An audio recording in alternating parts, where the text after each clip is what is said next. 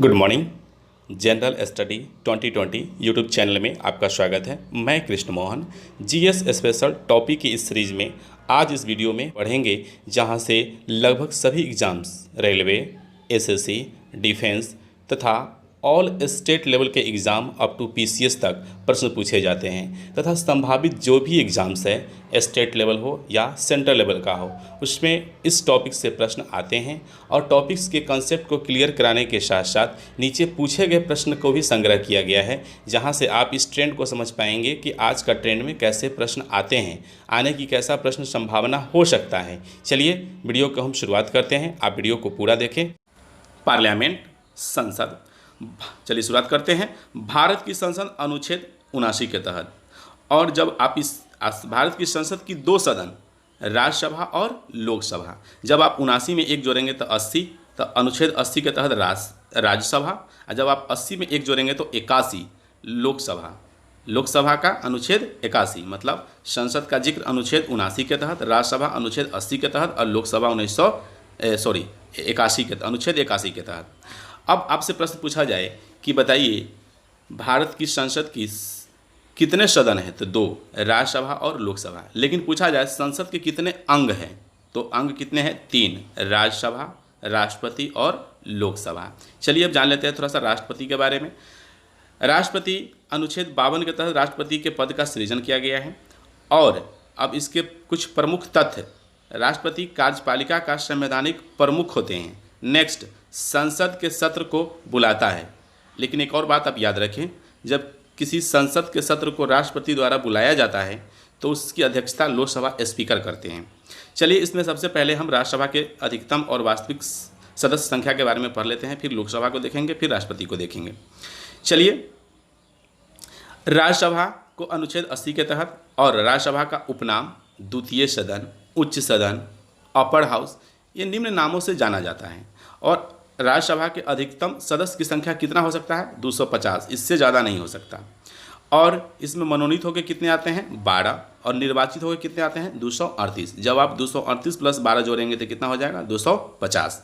अब निर्वाचित में राज्य से कितने निर्वाचित होकर आते हैं, तो 234, और केंद्र शासित क्षेत्र से कितने आते हैं, 4, तो 234 प्लस 4 238 जो निर्वाचित होकर आते हैं राज्य से और केंद्र शासित क्षेत्र से। अब देखते हैं वास्तविक सदस्य संख्या, जिस पे क्या होता है, चुनाव होता है, वास्तविक होता है, जो वर्तमान में है। मनोनीत कितने होकर आते हैं उसमें, 12, और निर्वाचित होकर कितने आते हैं, 233। इसमें राज्य से कितने निर्वाचित होकर आते हैं, 229, और केंद्र शासित क्षेत्र से कितने आते हैं, 4। और उस केंद्र शासित क्षेत्र में दिल्ली केंद्र शासित क्षेत्र से कितने आते हैं, 3, और पांडिचेरी से कितने आते हैं, 1। जब आप जोड़ेंगे 3 प्लस 1 क्या हो जाएगा, केंद्र शासित प्रदेश क्षेत्र की संख्या 4, और राज्यसभा 29, 29 4 33, मतलब 233 है। 233 प्लस 12 245। आप याद रखें कि राज्यसभा का जो कार्यकाल होता है 6 वर्ष का होता है। और रिलेटेड फैक्ट्स है, राज्यसभा एक अस्थायी सदन है, लेकिन लोकसभा एक अस्थायी सदन है। राज्यसभा को भंग नहीं किया जा सकता है, लेकिन लोकसभा को भंग किया जा सकता है। चलिए अब हम पढ़ते हैं लोकसभा के बारे में। अब लोकसभा को प्रथम सदन या निम्न सदन या लोकप्रिय सदन या लोअर हाउस के नाम से भी जाना जाता है। इसके जो अधिकतम सदस्य की संख्या हो सकता है, किसका, लोकसभा का, कितना, 552। अब इसमें मनोनीत एंग्लो इंडियन के तहत कितने आते हैं, 2, और निर्वाचित राज्यों में से कितने आते हैं चुना के, 530, तथा केंद्र शासित प्रदेश से 20। जब आप जोड़ेंगे 530 plus 20 550, plus Anglo Indian plus 2 कितना हुआ, 552। उसी तरह से वास्तविक जो वर्तमान में है, वास्तविक सदस्य की संख्या कितने होते हैं, 545। याद रखें राज्यसभा का 245 था और इसमें 545 है। 45 दोनों में है, बस राज्यसभा में 245 है और लोकसभा में 545 है। इसमें मनोनीत एंग्लो इंडियन के तहत कितने आते हैं, 2। निर्वाचित राज्य में से कितने आते हैं, 530, और केंद्र शासित क्षेत्र से कितने आते हैं, इसमें 13, इसमें आते हैं 4।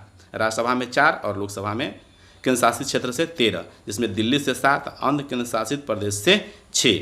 अब लोकसभा का जो कार्यकाल का अवधि होता है कितने दिन का होता है, 5 साल का। अब चलिए अब ये जान लेते हैं कि अब 545 सीट कैसे हैं। 31वें संविधान संशोधन 1973 के तहत भारत में लोकसभा के सीटों को 545 फिक्स कर दिया गया, 545 कर दिया गया। लेकिन 84वें संविधान संशोधन द्वारा इसके सीट की संख्या को 2026 तक के लिए 545 फिक्स कर दिया गया। आगे अब लोकसभा के सीट का जो आवंटन किया गया है जनसंख्या के आधार पर किया गया है, और जनसंख्या के आधार के साथ साथ 1971 के जनगणना के आधार पर, बल्कि ये नहीं कि 2011 के जनगणना के आधार पर। इसीलिए उत्तर प्रदेश में लोकसभा और राज्यसभा दोनों का सीट क्या है, सबसे अधिक है। अगर एरिया के आधार पे हुआ होता तो राजस्थान प्रथम स्थान पे होता। उसी तरह से एंग्लो इंडियन अनुच्छेद 331 के तहत क्या किए जाते हैं, मनोनीत किए जाते हैं। चलिए, ये संसद से रिलेटेड आपको जितने भी सारे मैक्सिमम वास्तविक जो सीटों की संख्या था वो आपको बताएं, और इससे रिलेटेड जो प्रश्न पूछे गए हैं, चलिए हम उसकी तरफ चलते हैं।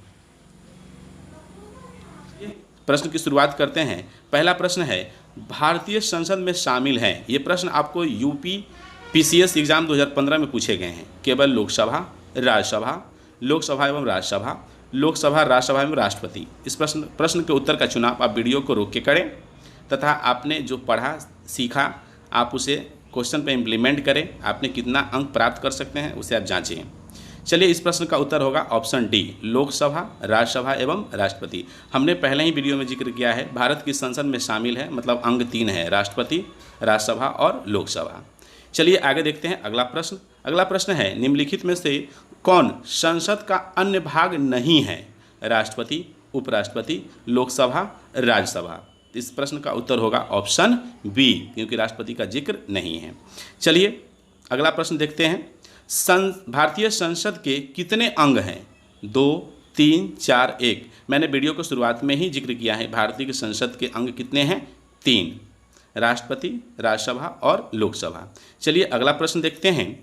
संसद के दोनों सदनों का संयुक्त अधिवेशन आयोजित होता है। ये प्रश्न आपको बीपीएससी 1995 में पूछे गए प्रश्न हैं। प्रश्न का ऑप्शन ए है, भारत के राष्ट्रपति के निर्वाचन के लिए, भारत के उपराष्ट्रपति के निर्वाचन के लिए, संविधान में संशोधन से संबंधित विधेयक को पारित करने के लिए। ऑप्शन डी, एक ऐसे विधेयक पर विचार करने और उसे पारित करने के लिए जिस पर दोनों सदनों में मतभेद हो। इस प्रश्न का उत्तर होगा ऑप्शन डी, ऑप्शन डी। चलिए अगले प्रश्न की ओर चलते हैं। अगला प्रश्न है, सांसदों के वेतन का निर्णय कौन करता है? ये प्रश्न आपको एसएससी 1999 में पूछे गए प्रश्न है। इस प्रश्न का ऑप्शन ए है सांसद, ऑप्शन बी केंद्रीय मंत्रिपरिषद, ऑप्शन सी राष्ट्रपति, ऑप्शन डी लोकसभा। तो सांसदों के वेतन का जो निर्णय करता है वो सांसद करता है, ऑप्शन ए। चलिए अगला प्रश्न देखते हैं। प्रश्न नंबर 6, संसद के कुल सदस्यों का कितना भाग वैधानिक चैम्बर की मीटिंग बुलाने के लिए आवश्यक गणपूर्ति या कोरम है? ये प्रश्न आपको आरआरबी एएसएम 2003 में पूछे गए प्रश्न हैं। ऑप्शन है 1/10, option B 1/6, option C 1/4, option D 1/3। इस प्रश्न का उत्तर होगा ऑप्शन ए, 1/10। चलिए अगले प्रश्न की ओर चलते हैं। प्रश्न नंबर 7, संसदीय प्रणाली वाली सरकार को अन्य किस नाम से जाना जाता है? ऑप्शन ए अनुक्रियाशील सरकार, उत्तरदायी सरकार, संघीय सरकार, राष्ट्रपति सरकार। तो इस प्रश्न का उत्तर होगा ऑप्शन सी, संघीय सरकार। चलिए अगला प्रश्न देखते हैं। भारतीय राजनीतिक व्यवस्था में कार्यपालिका किसके अधीन रहकर कार्य करती है? ऑप्शन ए न्यायपालिका, ऑप्शन बी विधानपालिका, ऑप्शन सी चुनाव आयोग, ऑप्शन डी संघ लोक सेवा आयोग। इस प्रश्न का उत्तर होगा ऑप्शन ए। चलिए अगला प्रश्न देखते हैं। भारत की संचित निधि धन निर्गम पर किसका नियंत्रण होता है? ऑप्शन ए महान नियंत्रक एवं महालेखा परीक्षक, ऑप्शन बी भारत के वित्त मंत्री, ऑप्शन सी अधिकृत मंत्री, ऑप्शन डी संसद। इस प्रश्न का उत्तर होगा ऑप्शन डी संसद। चलिए अगला प्रश्न देखते हैं। भारत की पार्लियामेंट, जिसे संसद के नाम से भी जाना जाता है, इंग्लिश में पार्लियामेंट बोलते हैं, का उद्घाटन कब हुआ था? 1917 में, 1927 में, 1937 में, 1947 में। इस प्रश्न का उत्तर होगा ऑप्शन बी 1927 में। हमें उम्मीद है कि आपको यह वीडियो अच्छा लग रहा होगा। आप वीडियो को लाइक और सब्सक्राइब और शेयर करना ना भूलें, क्योंकि आपका ये छोटा सा सपोर्ट अच्छे कंटेंट और वीडियो संग्रह करने और बनाने में मुझे मदद करता है। Thanks for watching.